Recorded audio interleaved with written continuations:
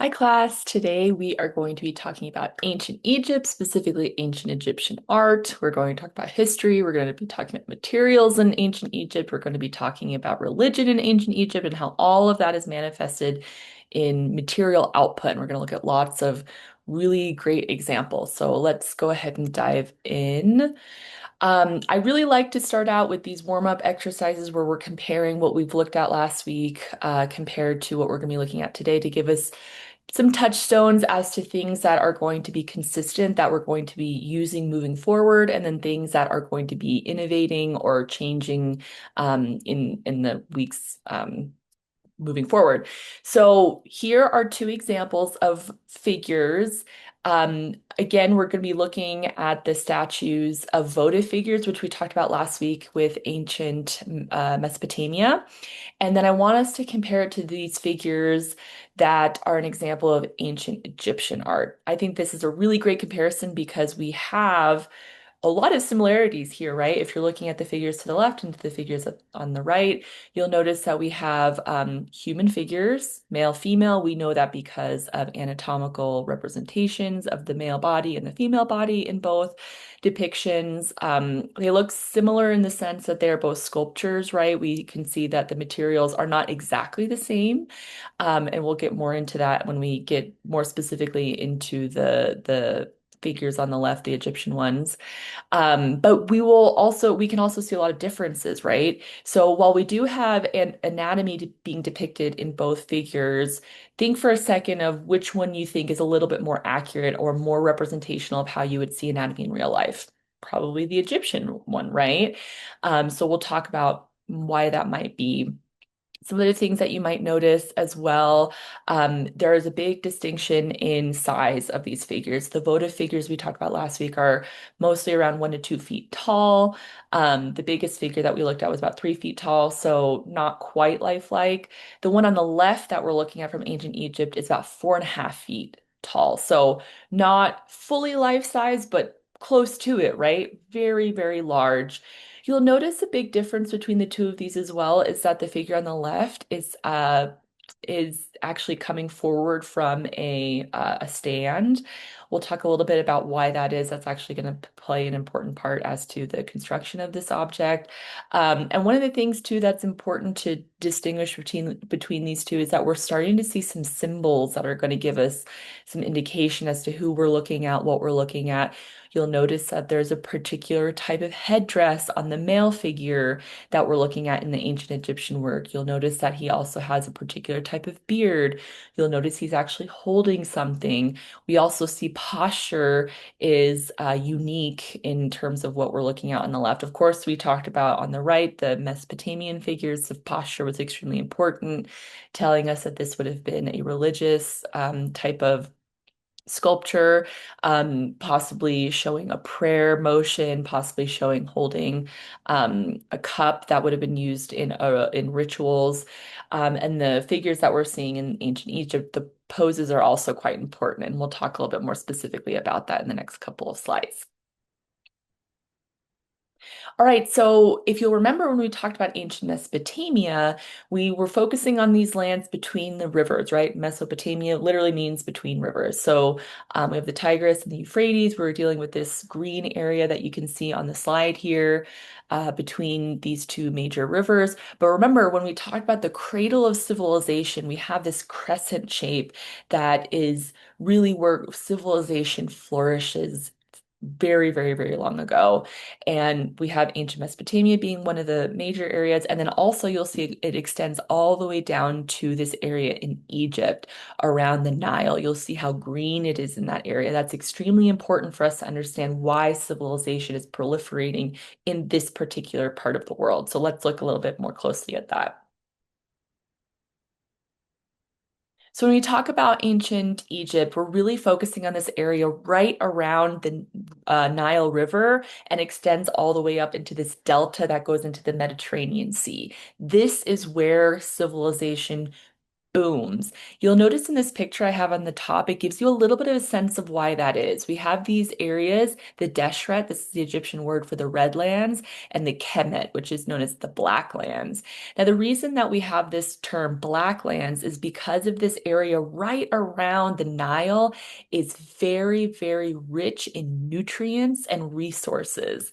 So, when we're looking at these areas right here, we're looking at these lands that is very rich in silt and these other minerals that were important for agriculture. So you have these really deserted areas in these parts of northern Africa and in Egypt that are deserty, right? Deserts, you can't plant, agriculture is not going to flourish there. And if you can't have agriculture, you can't eat, you can't survive, right? So you need to find an area that is rich in resources, easy to grow things, easy to produce food. And right around the Nile River was this very optimal land to be able to do that.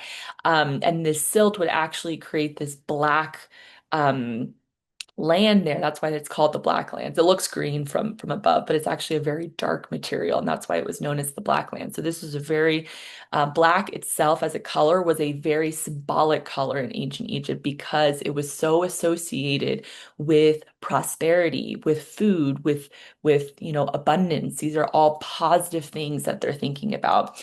When we're talking about Egypt, one thing that's a little confusing is we'll often talk about Upper Egypt and Lower Egypt.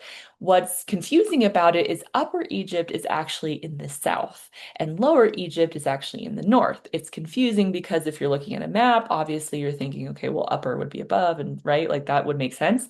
But the reason that Upper Egypt was known as Upper Egypt and Lower Egypt was known as Lower Egypt is because the Nile actually flows northward. So if you think about the flow of the river, Upper Egypt would be, the upper part of the river, and then it would go to the lower part of Egypt, which is actually in the north. So that if that gives you a little bit of help in being able to distinguish between Upper and Lower Egypt. Um, one of the other things to know about this as well is that part of the reason that we have this really ideal area of moving water is because you have the area of sorry, I always forget the name of it. Lake Victoria. So you have Lake Victoria, which is actually in the south of Egypt, but technically Upper Egypt. And this is an area where snowfall from the mountains would melt and then would flow up into the Mediterranean Sea and then create again this very optimal agricultural area.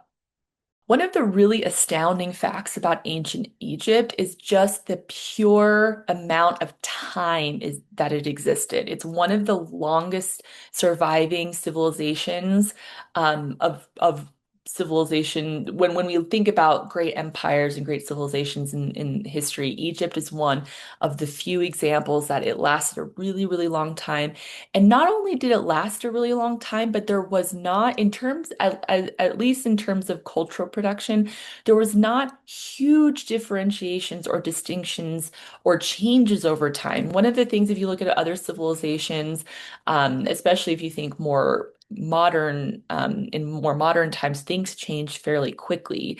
But when we're looking at ancient Egyptian art, there's not a ton of changes that take place. There's sort of a consistency between the beginning of ancient Egyptian art and towards when we conclude thinking about it as this vast empire. If you're looking at these images that I have here, you have these relief sculptures on the top, left and right.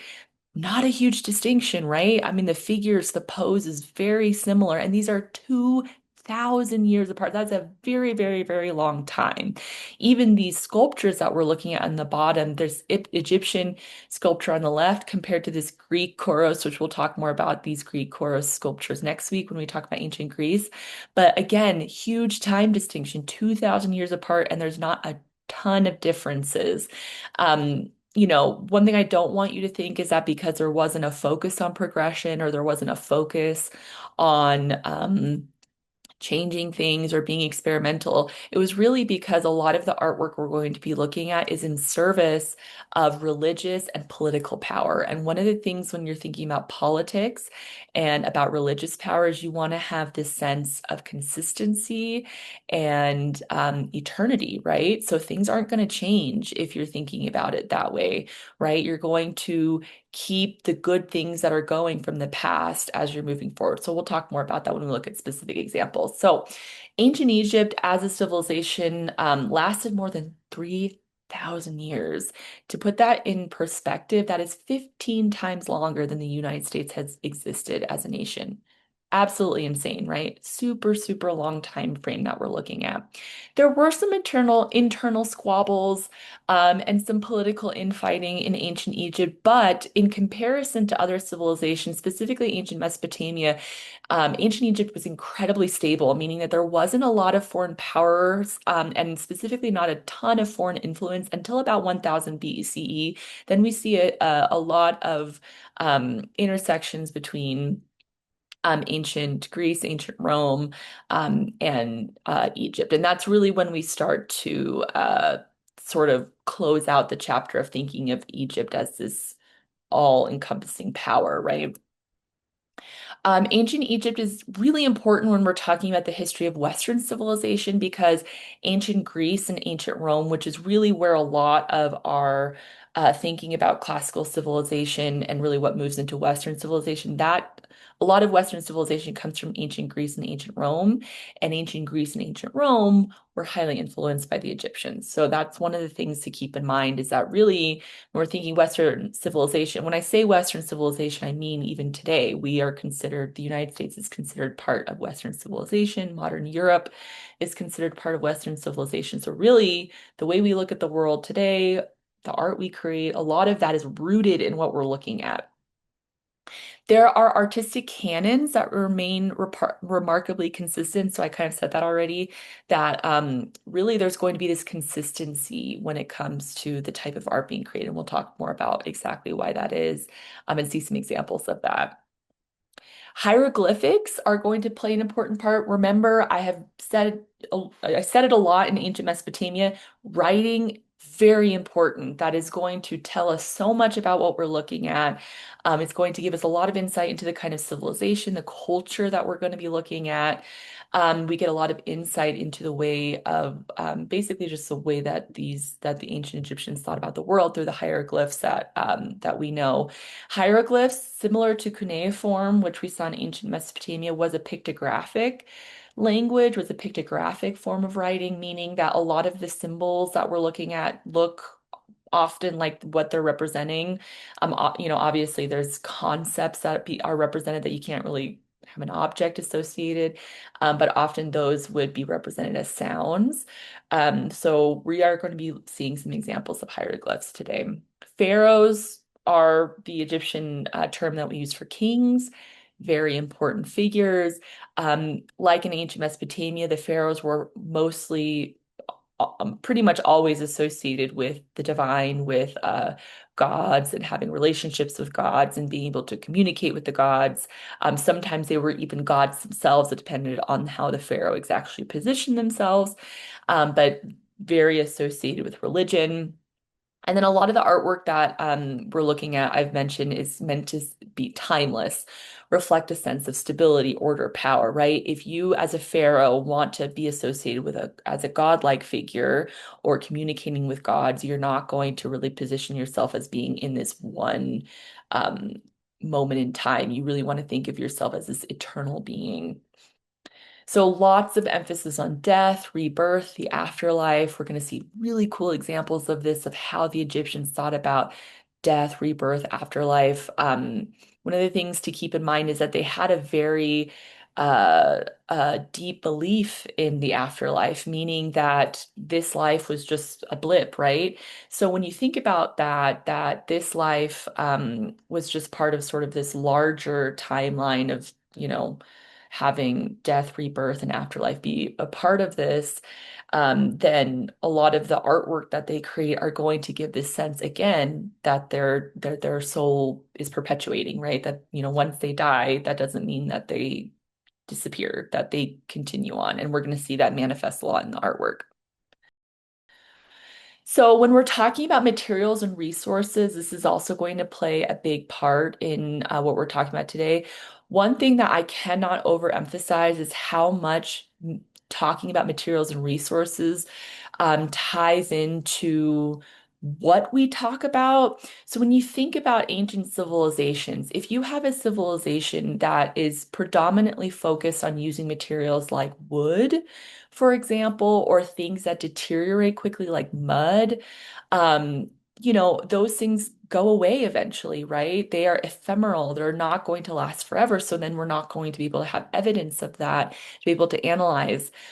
The ancient Egyptians did use materials like that. And of course, we can't really look at those things and analyze them, but they did have quite a lot of access to stonework, to different minerals and metals, materials that do not deteriorate very quickly or don't deteriorate at all, which means we have a lot of stuff that we can look at. That's actually a really great thing.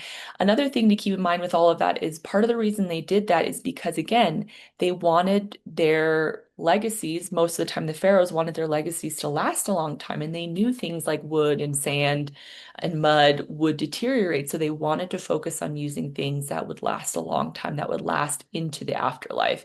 And we'll talk more about that. So again, in comparison to Mesopotamia, ancient Mesopotamia did use stone and metals sometimes, but they didn't have those things naturally occurring uh, in their geography. So that's something that they wouldn't have had as much access to. But in Egypt, this was found plentifully, which means that they could use it a lot. So you have lots of variety, lots of artists using this. Stone was used quite often. We had copper alloys, hard stone, and a lot of that would be smoothed down and manipulated using sand. There was access to wood. They had local species like acacia and sycamore fig, but they did also import wood from other areas like Syria. We know that because those plants wouldn't have been indigenous to this area, so we presume that there would have been trade happening. We have records of that as well. So sometimes would be used to make figurines and coffins. Again, these are typically not going to be the things that are as well preserved, but sometimes they are very well preserved because the Egyptians were very interested in preserving things for a long time. So again, that's another reason that a lot of these things are going to be available to us.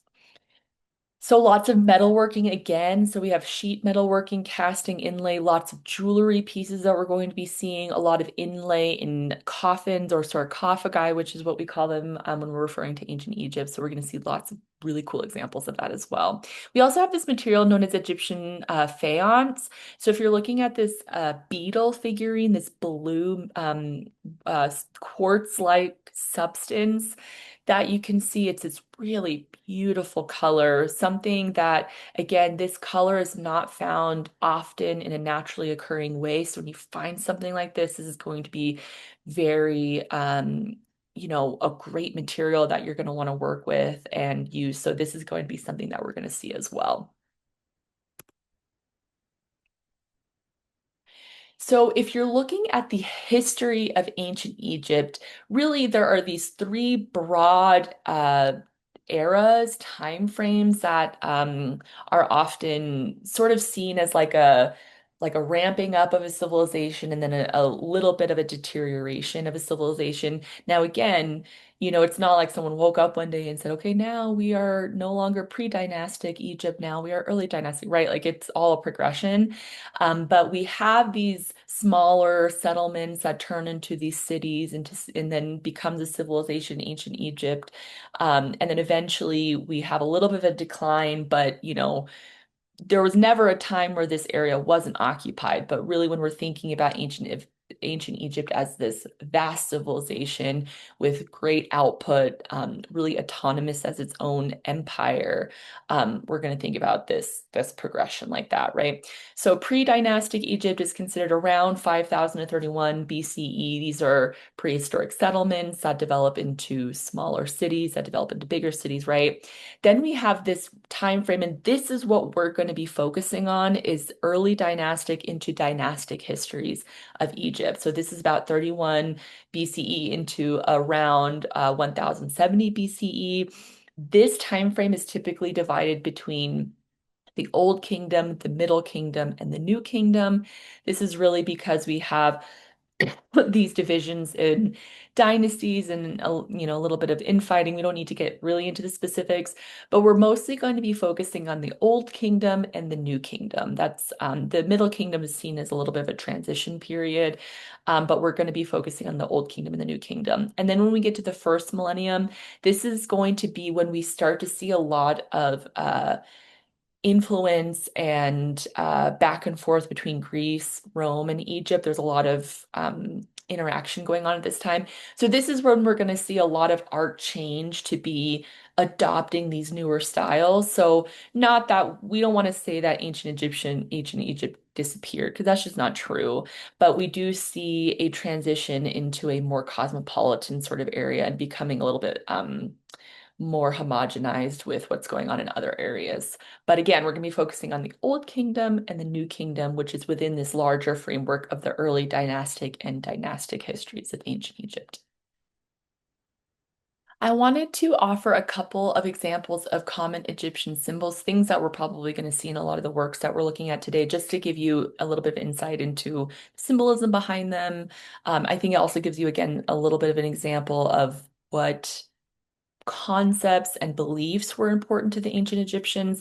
So let's look at a couple of examples. You've probably seen these before too. So think about maybe some examples in movies or in if you read books about ancient Egypt or if they adopt some of these things in them, if you've ever seen these things before.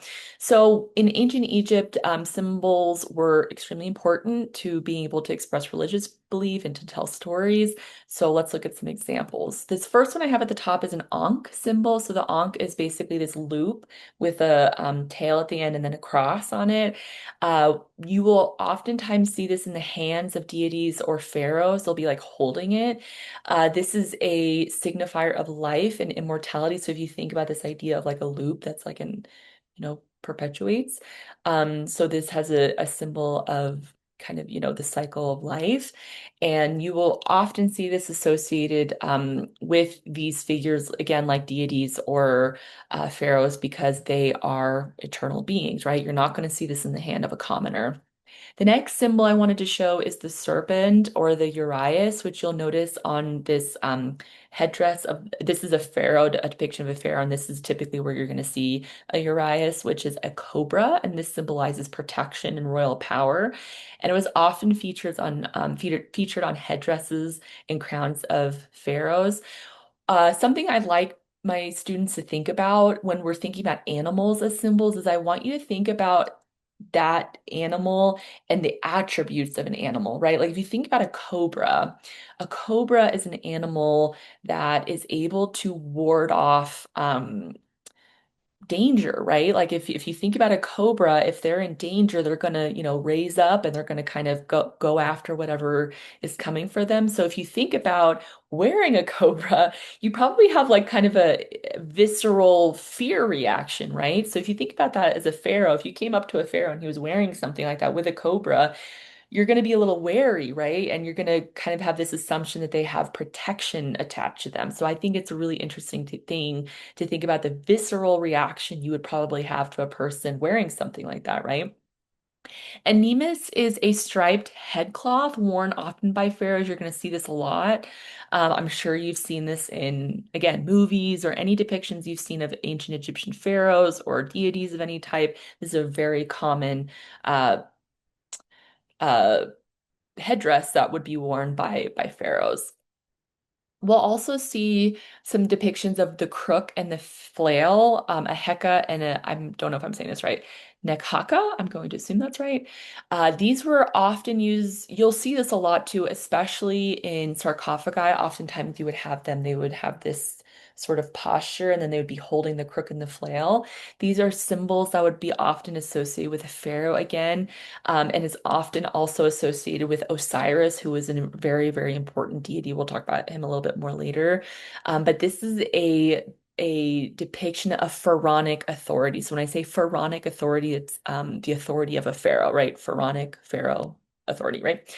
So the crook is a symbol often associated with a shepherd because that is a tool that a shepherd would use in herding their herd, I guess is how you'd say that. And then a flail is a tool used by farmers when in agriculture. And so when you think about a pharaoh, they have a crook and a flail. You have this association that they are both shepherd and farmer simultaneously of the land and of the people. So it's this idea that they are nurturing and they keep people in line, sort of like a shepherd does, but they also have associations with the prosperity of the land. So both of these things are important, especially if they have kinship or are associated with deity, right? Because they want great agricultural yields and they want to be able to have, kind of social control of their citizens. So these are both important symbols. Another symbol I wanted to point out briefly are the crowns of ancient Egypt. You'll notice on the left we have this depiction of the white crown, which is known as the upper crown. And then in the middle, you'll see the crown of Lower Egypt. And then eventually, when Lower and Upper Egypt become united, which we'll talk about more, those two crowns come together, and you're going to see both of those crowns being integrated together, which is kind of a cool symbol. So we'll see some more examples of that in a minute.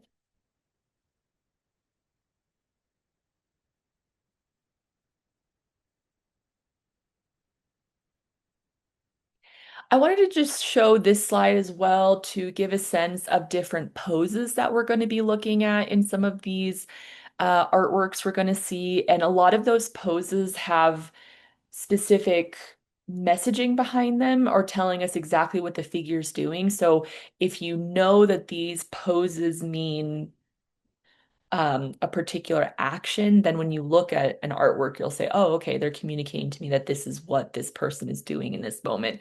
So you'll notice that we have some symbols showing worship, offering, figures ready to receive offering, summoning, protection, rejoicing, praising, and mourning. These are just a few examples. There's lots of examples, but these are just a few to give you a sense.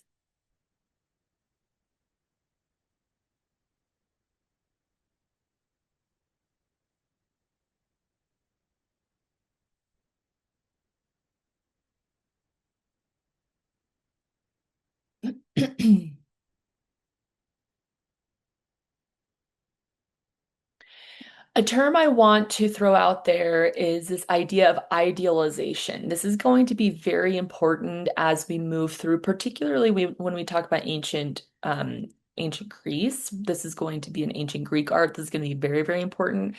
But I want you to get the sense right now that we start to move into a time period where there becomes a particular school of thought that gets developed within artworks that people should be depicted a certain type of way as to be considered the most ideal. So we're going to see this manifest because again, we have this huge time frame when the ancient Egyptians are creating their art, but we don't see a ton of changes that take place in terms of how people and things are depicted, which tell us is that there was an ideal way to be depicted.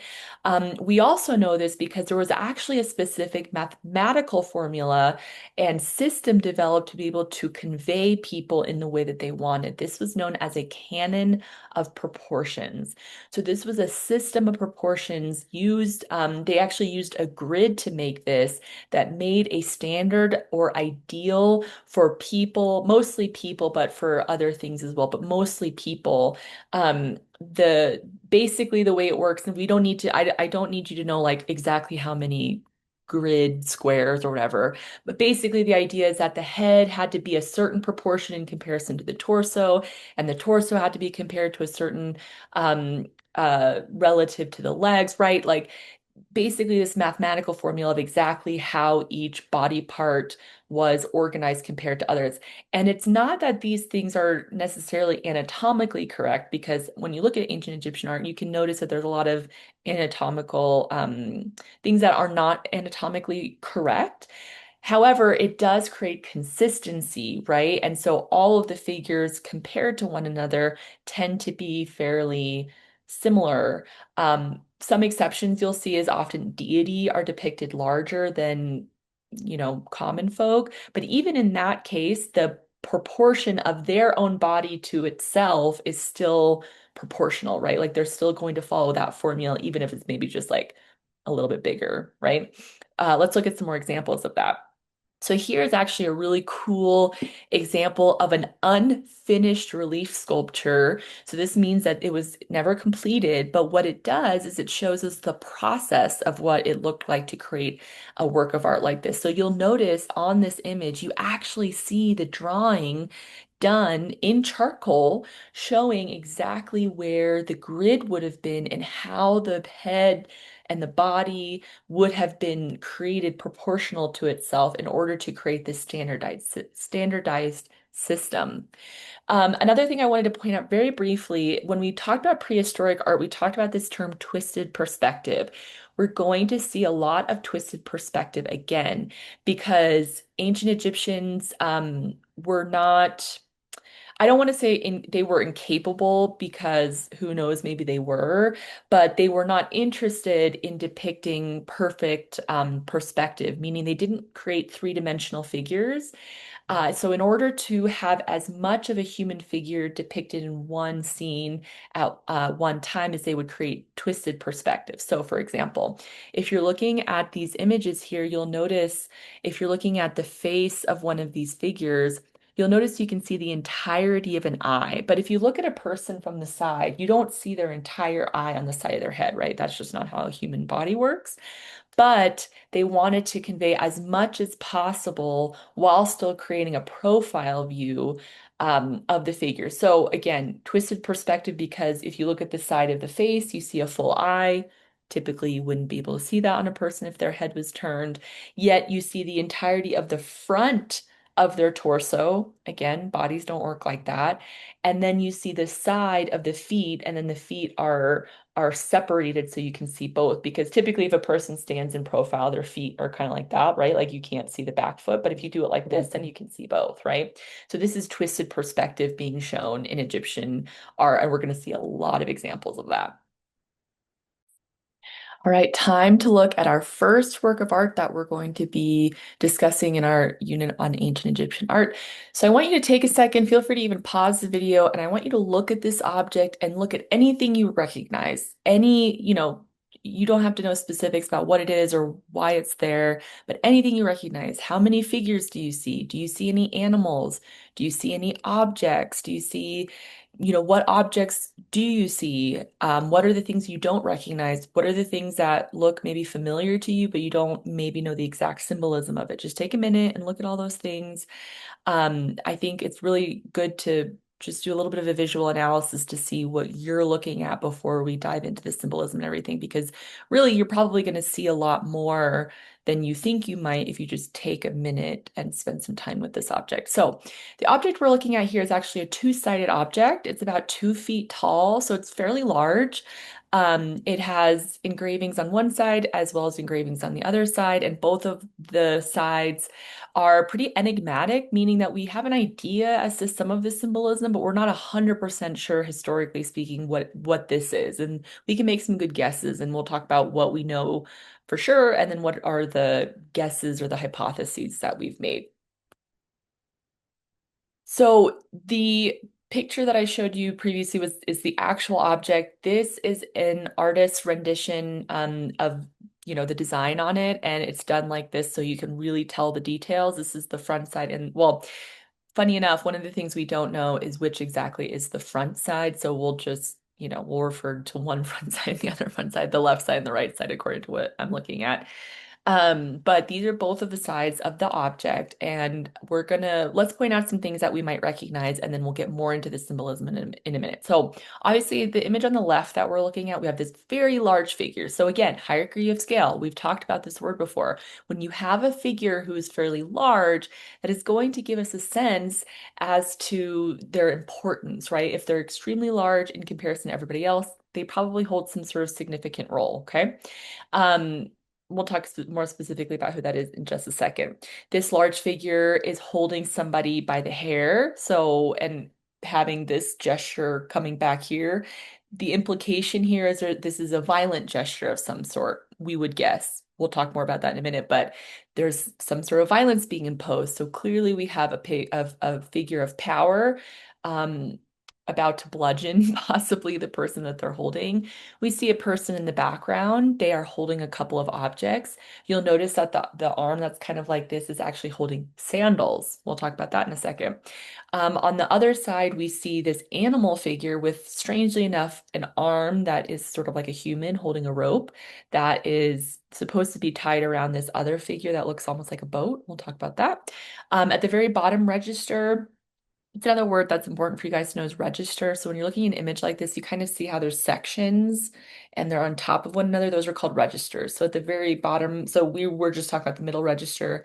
The bottom register, we see a couple more humans. They are both depicted in the nude.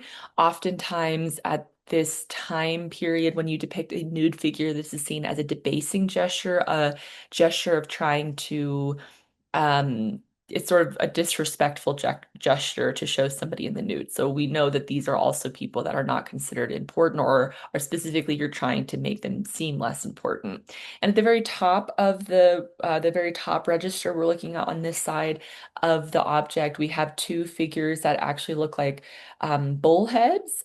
We'll talk more about that. And then in the very middle, we have this symbol that is actually hieroglyphics. On the other side, again at the top register, we're seeing a similar presentation or similar objects. We're seeing these two bullheads. We see the hieroglyphic in the middle. Below that, we again see a very large figure. You'll notice some similarities of this figure to the figure on the other side, with one major difference, and that's the crown shape.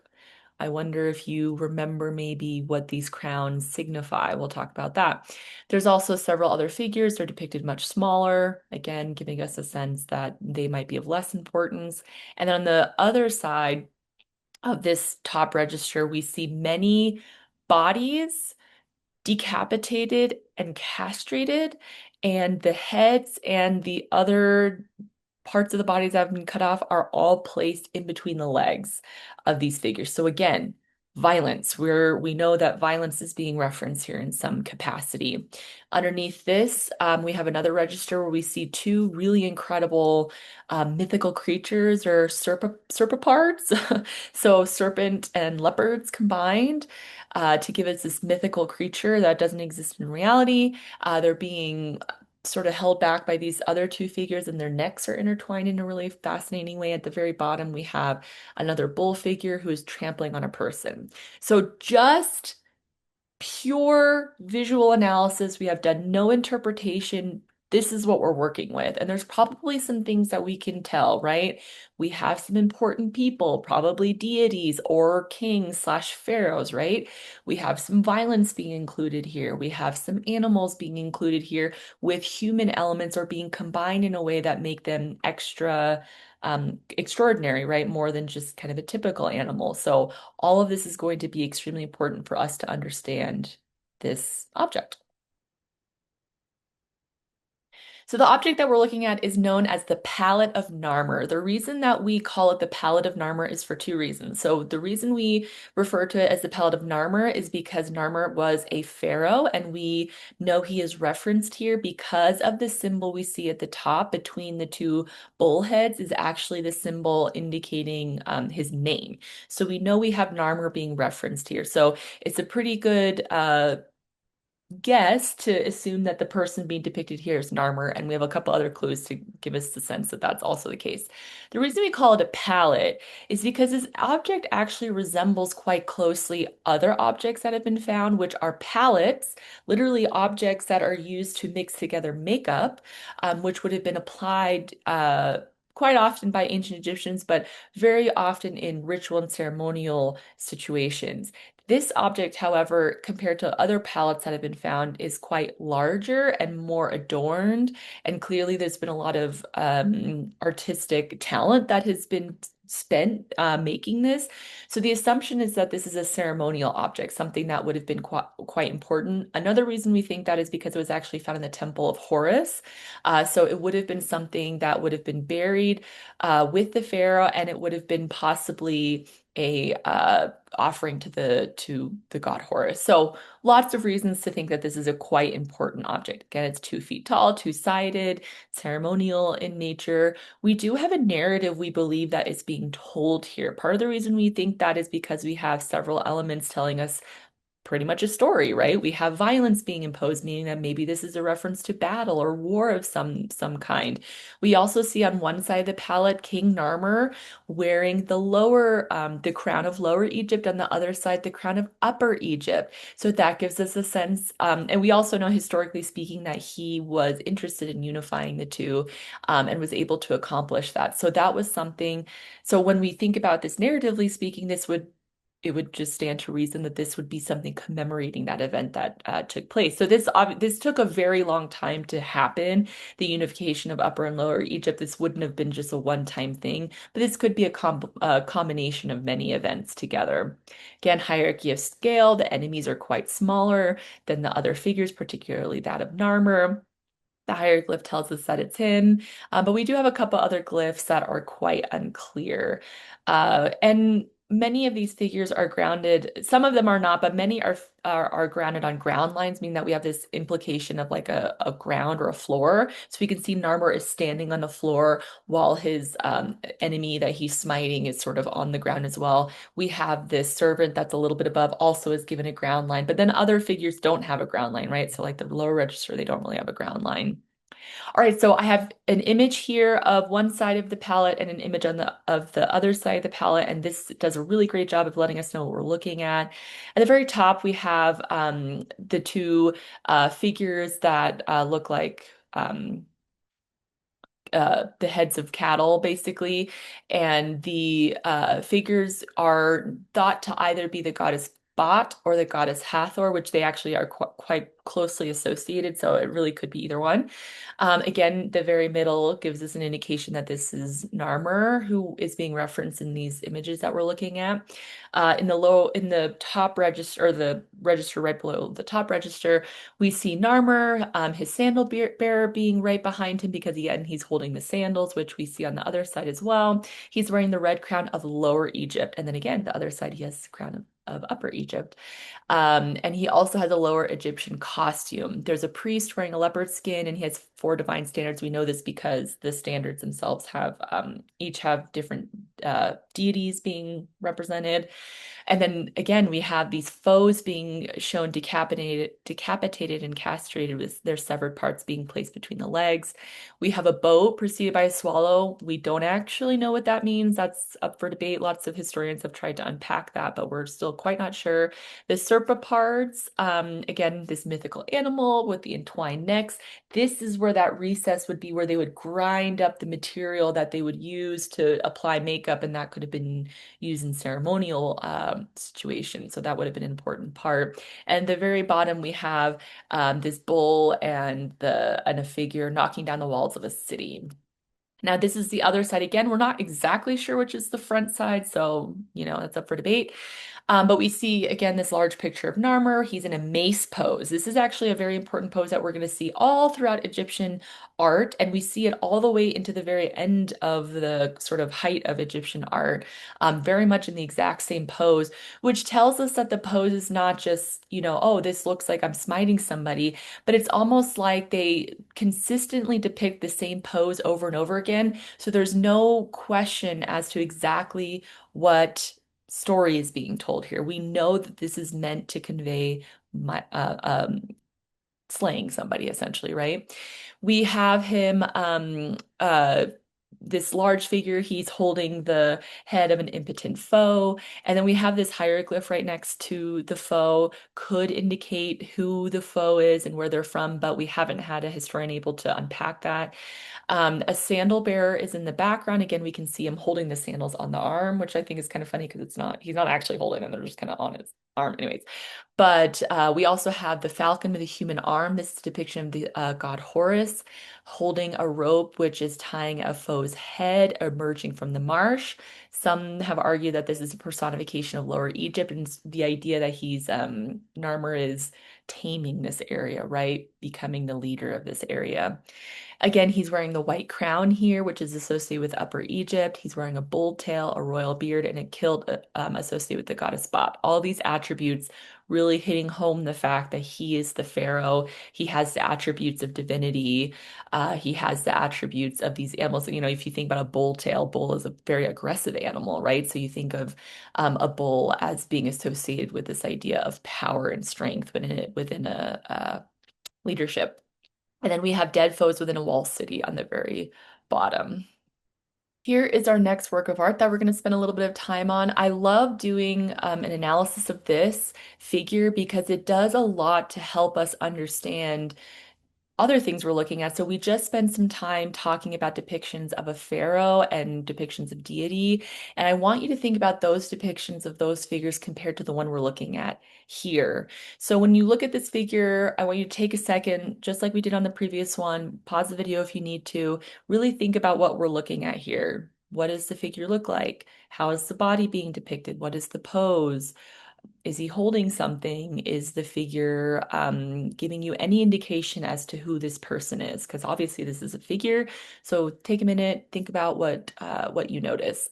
So again, if you're still not sure, really think about the depiction you just saw of King Narmer compared to this figure. Do you see any differences? Do you see any similarities? A couple of things you'll notice is that King Narmer's figure was a very, hierarchy of scale, large figure. The body was depicted in this very idealized form. Musculature was being shown, power and aggression was being shown, and we see sort of the opposite of that here, right? We see a person who is sitting. So this is a peaceful pose. This is not a pose of somebody in an aggressive stance, right? It's not really meant to be a stance of power. You also notice that the body is depicted quite realistically. This is a body that probably wouldn't be used to be emblematic of a warrior figure. And we'll get a little bit more of a sense of why that might be in just a second.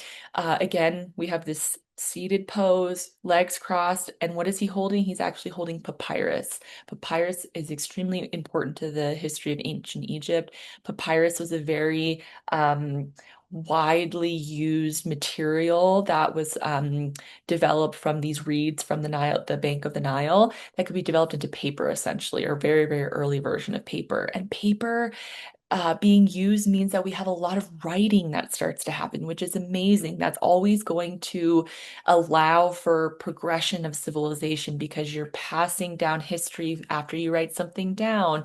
You're able to document things, record things, and that helps later historians try to figure out what was going on. So you'll notice that the figure is holding papyrus, and he's even holding a pose with his hand that implies he's holding some sort of writing utensil, which we do know he originally would have had, but that has been lost to time. So that gives us an indication. So can you make any guesses as to who this is?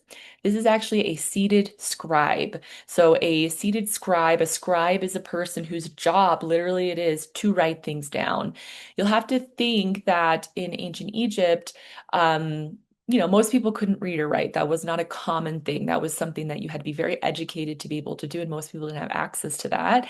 But scribes were people that were trained and were most often in the role of working for a pharaoh. So working for somebody of importance, because even pharaohs oftentimes weren't really the ones reading and writing. So they would have people that would do that for them. So this object itself is about 1 feet tall, so it's not life size. It's fairly small, and it was found buried in the tomb of Saqqara. So Saqqara is actually a city in ancient Egypt, and this would have been found in a tomb. So a tomb, we'll talk a lot more about tombs in a minute, but a tomb is a place where a person would have been buried. So this is where the body would have been found of a pharaoh, and this would have been or a high-ranking individual. In this particular case, we're not positive if it was a pharaoh, but it was certainly a high-ranking individual because they had enough money and resources to be able to have this tomb built for them and be buried with many objects. One of the things to know about ancient Egypt is we've discussed this before, is that there was this very deep belief in an afterlife, but not only a belief in the afterlife, but a belief that the person you are in this life carries with you into the afterlife, and also the things that you're buried with also travel with you to the afterlife. So think about that for a second. If you knew for a fact that if that was your belief that you were going to die, but then immediately be in the afterlife, what would you want with you? Who would you want with you? What kind of things are important to you that you need to carry with you? As a high-ranking individual, some of your servants might be the things or the people that you want to bring with you, right? So a scribe is a great example of that. Also, keep in mind that scribes were so important to the perpetuation of the legacy of people. So if you think about yourself as a pharaoh, if you doesn't matter what kind of pharaoh you were, no matter how good you were, how much people loved you or hated you, if nobody writes about you, or if you have no artisans making objects about you, who's going to know about you until after you die? Nobody, right? So you have to write things down, you have to create things in order for people in later generations to learn about you. So a scribe is not only this kind of functional job of writing things down, you are literally cementing a person's legacy for the future. And also, if they work for you, you get to tell whatever story you want, right? Because you tell them what to write. So this scribe would have been buried in the tomb with this high-ranking individual. So they wanted to have their legacy perpetuated for them. Very lifelike, not glorified or idealized, right? We don't have this musculature indicating that he was some sort of warrior figure. This is actually a highly realistic depiction of a human. So this all gives us the indication that, those things weren't important for a scribe. Of course they weren't. Do you need big bulging muscles to be able to be a good writer? No. So this gives you the indication that, that was his role, that this person had the role of being a good writer. We're fairly certain that this was not a portrait, but a composite of various features seen as a typical good scribe. We have wide eyes. So, we'll see that oftentimes. We even talk about the ancient Mesopotamia when we have these wide eyes that gives a sense of perhaps intelligence or wakefulness, awareness. These are all things that are indicating the ideal type of scribe. Attentive, ready to write, writing instrument in hand, right? It's not like a scribe holding their stuff here and their writing utensil here. He looks like he's about to start doing it at any moment. So that tells you that he is ready to go. So that tells you a lot about what we're looking at. I wanted to briefly introduce this term. It's not super important for you to know, but I do want you to know that when we talk about ancient Egyptian tombs, this was a type of architecture that dates all the way back to pre-dynastic Egypt. This was something that was extremely important to the civilization here in ancient Egypt for a very, very, very long time. The notion that important individuals wanted their bodies to be buried, um, and preserved essentially. So the mastaba is the first example we have of this. A mastaba is a standard tomb type. So we found lots of examples of these, meaning that wasn't just like a one-off, but like lots of people were doing this at this time. That was this structure that was characterized by this rectangular stone brick structure with sloping sides and a flat top. And then there was these buried underground chambers. So one of the things to know about the mastaba is that this is not an interior space. You're not meant to go inside and occupy it. The whole structure itself really was just to be like have a tiny entryway that you could go and then bury the people very, very deep into the earth so that these things would be preserved. So this is a very early precursor to later tombs that we're going to be talking about. This is another great image to give you an idea of the evolution of burial practices or burial architecture within ancient Egypt. You'll notice on the very left that we have this depiction of an early mastaba, very small, rectangular, in shape.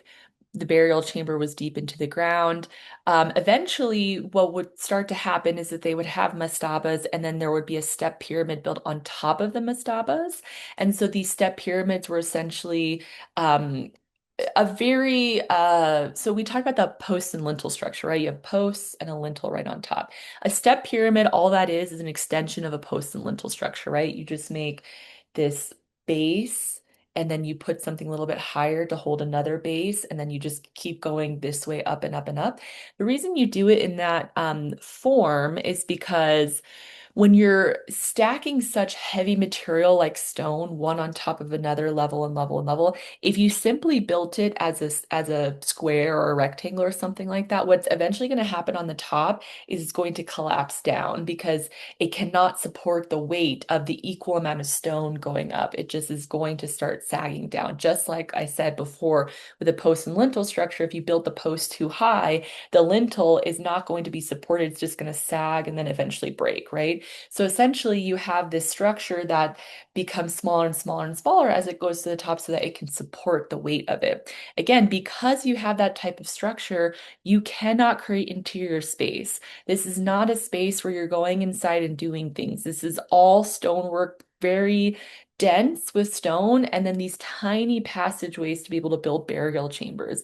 Eventually, this becomes a little bit more sophisticated, and they create these full pyramid structures, and then that's where we get the famous pyramids of Giza and lots of other pyramids that we see in ancient Egypt, and we'll talk more specifically about that later. But this is essentially a smoothed down version of a step pyramid. Essentially, they just kind of round out the sides or flatten the sides, so it has this really beautiful pyramidal structure. But again, no interior space. These things are huge, but they do not have the interior space of like a, great grand structure. It's really meant to be a burial chamber that people are not coming in and out of. You build it, you put your figures or you bury the things you need buried, and then you seal it off and you let it go. Here I have this great video that gives an indication of the process it took to mummify a body. It gives us a lot of sense of the work and the time and resources that would have been spent on preserving a body. And then that gives us a great idea as to why there was so much emphasis placed on this, because there was this belief in the afterlife that if you bury these bodies and you wrap them up, that the bodies will be preserved and be able to be carried with them later on.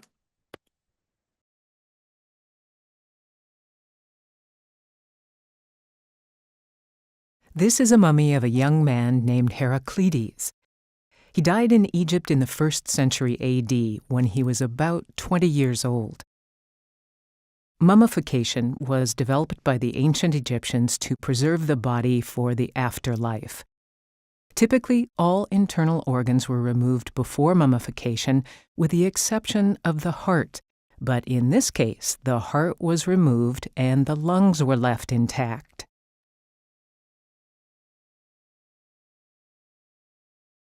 Next, the body was covered with salt and left for about 40 days, until all moisture was eliminated.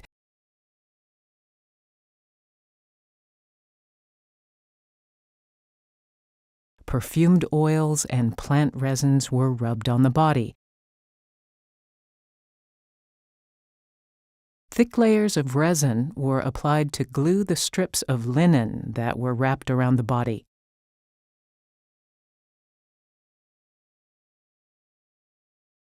The mummy was placed on a wooden board, and more wrappings bound them together.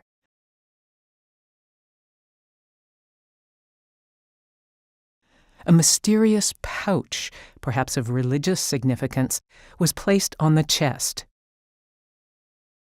A mummified ibis, a wading bird with a slender, down-curved bill, was placed on the abdomen.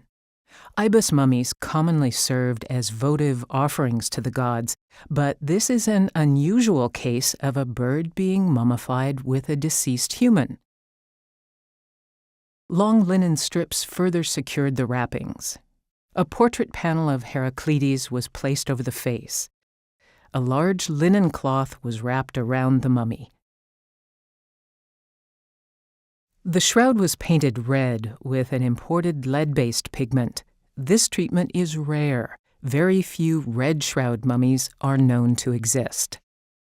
Egyptian symbols of protection and rebirth were painted on the outer cloth with pigments and gold. Finally, Heraclides' name was written in Greek at the feet. Thanks to this remarkable mummification process, Heraclides' body is with us today.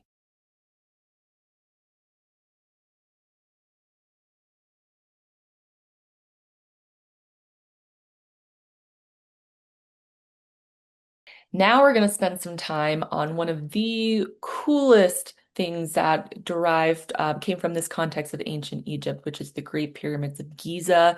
This is a really cool picture that gives you an idea of what these pyramids look like. They're quite large. One of the things that a lot of people don't know is that we have these three huge pyramids, but there's actually a ton of other pyramids in this location, as well as a lot of burial chambers, lots of places here where there were people buried. So we have a whole area of burial practices and evidence that gives us a ton of rich information to give us an insight into burial practices and architectural projects. And one of the things about these pyramids, the pyramids of Giza, is that they are some of the largest structures, some of the biggest, most labor-intensive things that came from ancient Egypt. So that tells you a lot, where their mindset was at. They spent so much of their resources on these burial practices, so that clearly must have been a huge priority in their lives. All right, so when we talk about the Great Pyramids and the Sphinx, we're talking about, again, this whole complex of burial chambers and this whole complex of architecture that was in this area of ancient Egypt. This is in Giza. That's why they're called the Pyramids of Giza, because it's near the city Giza.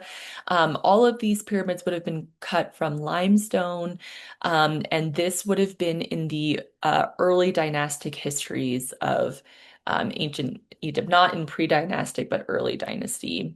So the three major pyramids that you think about when you see the pyramids of Giza are the Pyramid of Menkaure, Khufu, and Khafre. They were all related and they came pretty much one after another in terms of dynastic rule. And the three pyramids build on each other in terms of grandiosity. So Menkaure has the smallest one, Khufu is bigger, and then you have Khafre being a little bit bigger. Khufu is technically taller, but Khafre is technically bigger. It has a little bit of a wider base. So the pyramids, a lot of historians have argued that the symbol or the shape of the pyramid that we have, this triangular shape, is actually not just a convenience of architecture, but specifically a symbol associated with the cult of Ra. So Ra would have been an Egyptian sun god and highly associated with the symbol of the Benben. A Benben is a pyramid. I have a picture that we'll see in a minute, but it's this pyramidal triangular shape and is associated with the rays of the sun. So if you think about the sun comes down, and often when you see, like if you draw a picture of the sun, a lot of times people will have these sun rays emanating, right? And even sometimes if you think about the rays coming from the sun, you can kind of see it, even though you shouldn't look at the sun. Anyways, but you have these rays coming down, and that gives this triangular shape in a certain sense, right? Because the rays come down like this. So there's this idea that possibly that it's supposed to emanate and replicate the rays of the sun coming down onto the earth. Each pyramid, not only so the pyramid itself is important because this would have been the actual burial chamber. This is where the remains would have been found of these pharaohs, and a lot of the things that they wanted to be buried with were found in these areas as well. However, each pyramid was associated with a causeway. So a causeway is essentially a path that led to a temple. So each of these huge pyramids are directly connected to a temple. So while you could not access the interior of the pyramids because they would have been sealed off after the burial of a pharaoh, you could access the temple.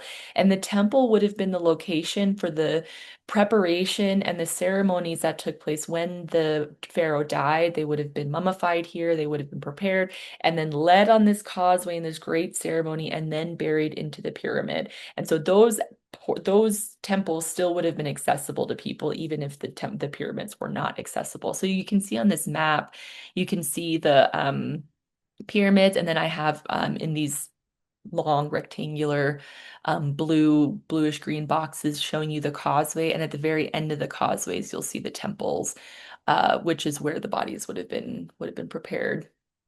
And each of these mortuary temples and pyramid entrances are always oriented to the east, which is the direction of the sunrise, also giving us another supporting idea behind this idea of the cult of Ra, this association with the sun. So these temples took an extraordinary amount of effort and labor and resources to construct. This is not something that would have been completed overnight. This would have been something that necessitated somebody that had lots of materials available to them, a lot of money to be able to have those materials, and also access to people who can perform labor for them. So presumably slave labor or very low paid labor was used to construct these pyramids. We know there would have had to been a vast amount of people working on this because each individual limestone block weighed about 5,000 pounds or more. No individual human would be able to do that, right? So there had to have been these teams of people coming together to construct these large pyramids. The facade, interestingly enough, was one at one time covered entirely in polished white limestone. I think that's one of my favorite facts about the pyramid is that they, in the time that they would have been created, would have looked completely different to how we see them today. Today, if you look at a picture of it, you can kind of see these like mini steps going up.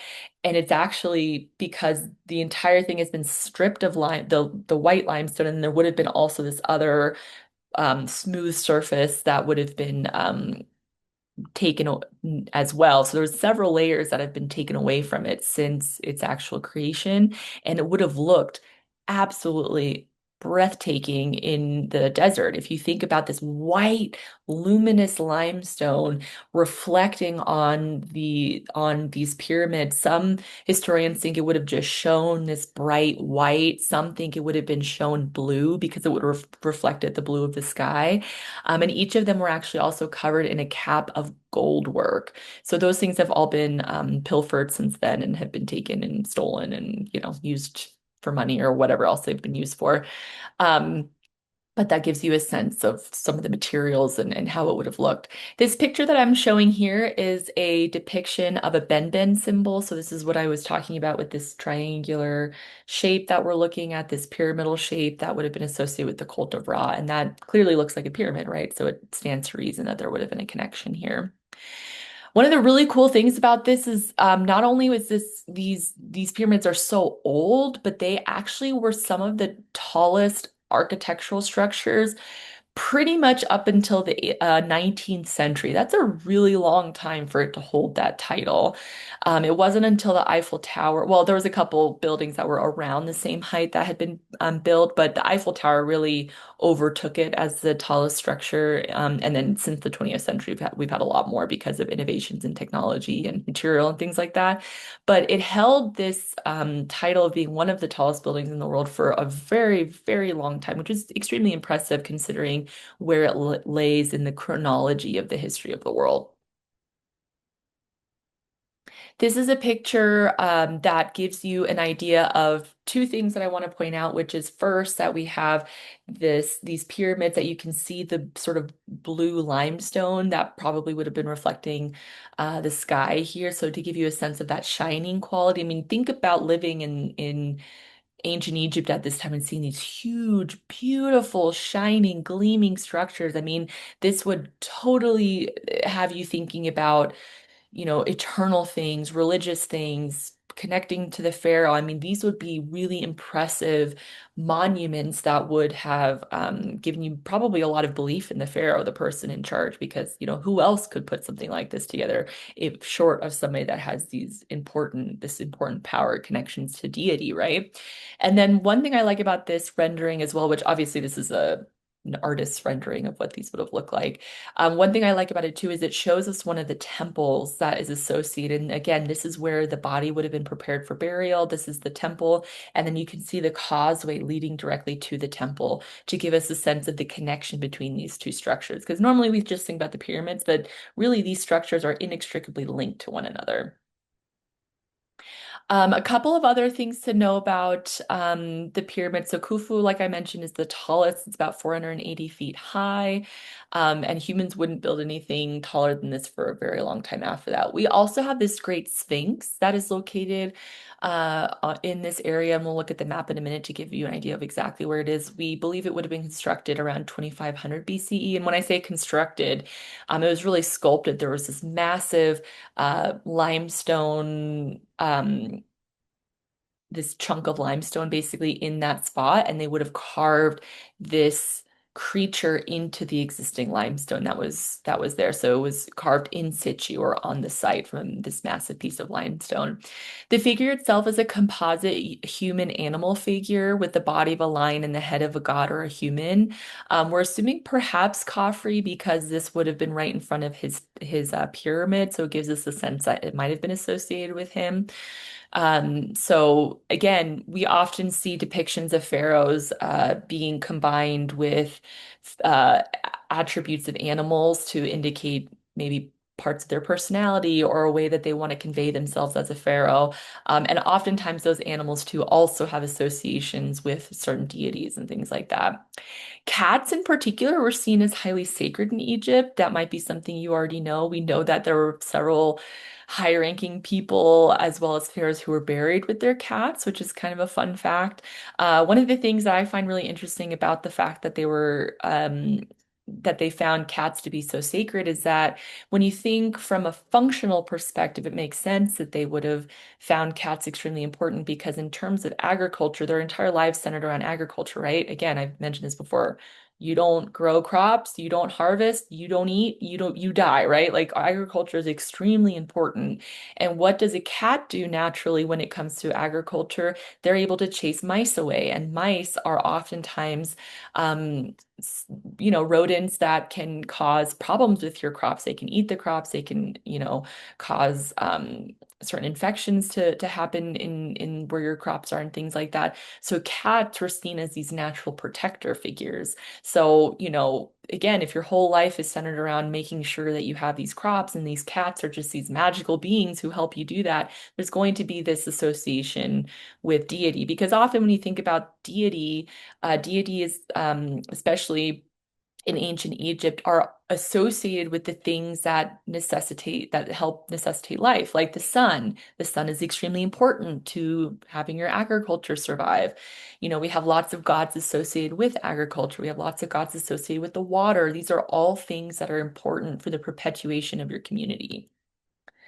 One of the things about the Sphinx that we know too is that it's missing parts of its face and its nose, and we believe that that would not have been naturally occurring deterioration, but actually a deliberate removal of those parts. So we think perhaps it might have been an iconoclastic gesture, meaning that somebody might have come in and destroyed it on purpose, maybe to show power over this particular depiction of the pharaoh, who we presume to be Khafre. We're not quite sure, to be honest. We also know that there are pigments left over on the Sphinx, letting us know that it would have at one time been painted and that would have stood out really fabulously in the desert. So this is another map to give us a sense of this area and how many different structures are here. Again, it's not just these three major pyramids that are what are important. We have several temples, we have these causeway that are connecting to temples, but we also have a ton of other burial chambers. You'll notice next to the Pyramid of Menkaure, we have the Pyramids of the Queens. This is where his wives would have been buried. So we have individual burial chambers for each of them there. Next to the Pyramid of Khafre, we have a boat pit where he had several boats buried with him. presumably so he could use them in the afterlife. We have a lot of mastabas that were buried next to the Pyramid of Khufu, which would have predated the burial of Khufu, and lots of other areas with other burials. There's even areas here that we believe have not fully been excavated. There has been a lot of problems in ancient Egypt in terms of burial and looting in particular, because these are so important historically speaking, that a lot of times there will be people who understand the value of these things, and so they will go in and perform amateur, I don't even want to say amateur archaeological digs, because oftentimes they're just simply there to steal things. But sometimes there's been a lot of things that have been lost over time or have been disassociated from their original burial places in an effort to make money, and compromise the integrity of the things there. So while we do know a lot about these areas, there's still a lot to be learned.